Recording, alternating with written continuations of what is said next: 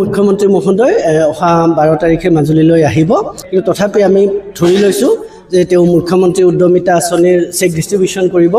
আৰু মাজুলীৰ কাৰণে অতি সৌভাগ্য যে কালচাৰেল ইউনিভাৰ্চিটিখন ইমান ধুনীয়াকৈ মানে গোটেইখন তৈয়াৰ হৈ উঠিছে, সেইটোও তেওঁ উদ্বোধন কৰিব। লগত আমি সকলোৱে বিচাৰি থকা আমাৰ ইণ্টিগ্ৰেটেড DC অফিচ কমপ্লেক্স, সেইটোও তেওঁ সেইদিনা উদ্বোধন কৰিব। লগতে আমাৰ মাজুলীৰ সদায় আৱেগৰ লগত জড়িত আমাৰ ৰাস্তা দুটা, যিটো আমাৰ যোৰহাট মাজুলী দলং আৰু আমাৰ চেলেক ধুনাগুৰি দলং, ইয়াৰে চেলেকত থকা যিখন প্ৰথম দলং সেইখন সম্পূৰ্ণ হৈ উঠিছে আৰু সেইখন আমি তেখেতৰ হাতে সেইদিনা উদ্বোধন কৰাম বুলি ভাবি আছোঁ।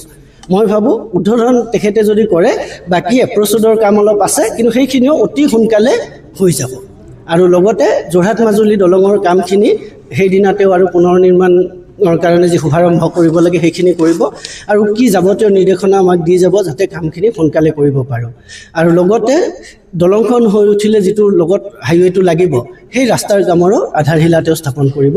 আমি খালি কামটো যাতে ৰৈ নাযায়, কামটো যাতে অলপ এদিনো দেৰি নহয়, যিখিনি ঠাইত পাৰি আমি কাম ইতিমধ্যে আৰম্ভ কৰায়ে দিছোঁ।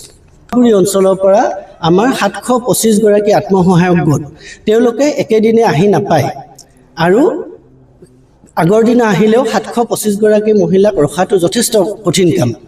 কিন্তু যেতিয়া আমি কথাখিনি আত্মসহায়ক গোটবিলাকৰ লগত পাতিছিলোঁ, সকলোৱে একেমুখে কৈছিলে যে আমি ঘৰত ৰাখিম। প্ৰত্যেকে তেনেকৈ সাজু হ'ল, আৰু 725 গৰাকী আত্মসহায়ক গোটৰ আহতগুৰি যি সদস্য, প্ৰত্যেককে আমাৰ আত্মসহায়ক গোটৰ পৰিয়ালবিলাকে এজন এজনকৈ, আৰু কোনোবাই যদি বেছি ডাঙৰ ঘৰ আছে 2-3জনো ৰাখিব, কিন্তু প্ৰত্যেকজনকে তেওঁলোকৰ নিজৰ আলহী হিচাপে সেইদিনা তেওঁলোকৰ ঘৰত ৰাখিব। মই ভাবোঁ এই আদৰ্শৰ কথাটো সমগ্ৰ অসমবাসীয়ে জানিব লাগে, সমগ্ৰ মাজুলীবাসীয়ে জানিব লাগে যে এইটো আমাৰ মাজুলীৰ গৌৰৱ।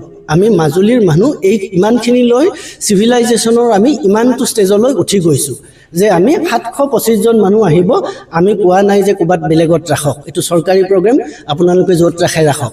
আমি নিজৰ আলহী অহা বুলি গণ্য কৰি আমি তেওঁলোকক আমাৰ ঘৰত ৰাখিবৰ কাৰণে সাজু হৈছোঁ। মই ভাবোঁ এই কথাখিনি কিন্তু আপোনালোকে প্ৰচাৰ কৰিবই।